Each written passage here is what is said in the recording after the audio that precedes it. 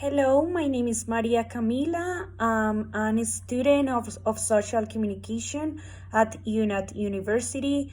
I'm in seventh semester. Well, I'm working as a sourcer in a recruitment company. This is a bilingual company, so I've been practice my English there. I live in Bogota, and well, as I mentioned before, I'm studying social communication. Well, my topic is about the defense and protection of social, environmental, and indigenous leaders. Basically, the topic is about the Colombian leaders that have been killed. This occurs because they are standing up for their rights and for the people's rights. So since some kind of politics or criminal groups, they do not like the ideas or the fact that someone is stand up for their rights or the community rights, so they are being killed.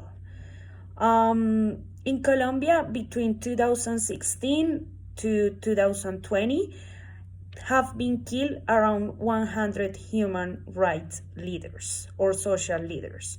So mainly those leaders lived at Catatumbo, Baja Cauca, Arauca, El Caguán, and the south of Pacific South.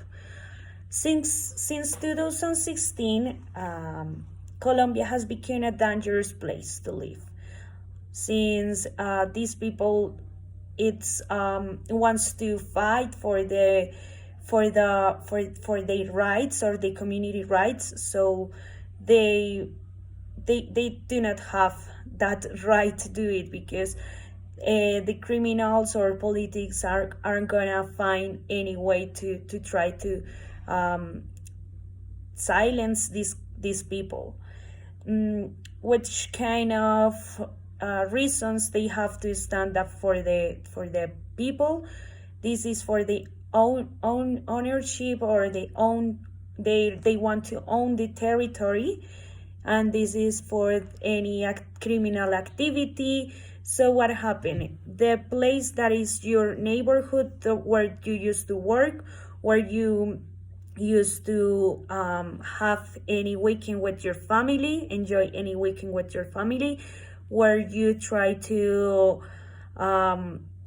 work or enjoy with your family, this place is becoming a criminal place. So the social leader is trying to fight for this and try to say the people what is happening and act like a leader, and because that they cannot own their place, the place where they born. So those criminals, the way that they say no, or they are not agree with the people who is trying to fight or give any consent to the people, they kill the people. Yes, well, as I say, this is happening mainly for the difference between the people requirements and the politics at the government that make us stand up and ask for different politics. Well, even though that the FARC's agreement, the Fuerzas Armadas Revolucionarias de Colombia agree a peace accord with the government, and one of the mainly points of this agreement was to stop killing the social leaders or the human rights leaders. So even that was one of the mainly points the government, or this government with Duque, they have not accomplished that point of the agreement. Also, the amount of social leaders has increased since some criminals want to just own the territory, and they do not want to give you any reason. They just want to own that territory. Mainly the reason of this problem is the failure of authorities' control over these areas. They do not give any warranty to the people, so the police is not there, any authority. So for that reason, yeah, as I mentioned before, the government is not accomplish this important point.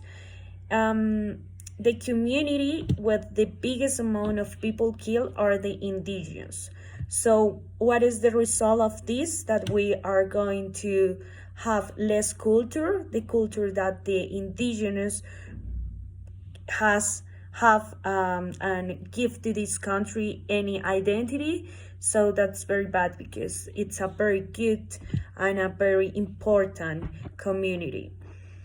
Well, I can conclude that this fact shows that in Colombia there is not democracy, since people is not able to stand up for their rights and to be in disagreement with the government.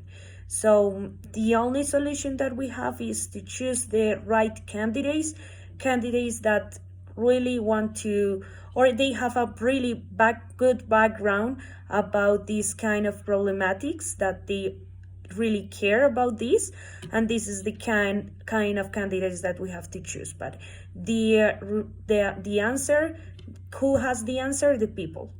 And we have to choose the right candidates who really care of these kind of problems, these biggest problems that the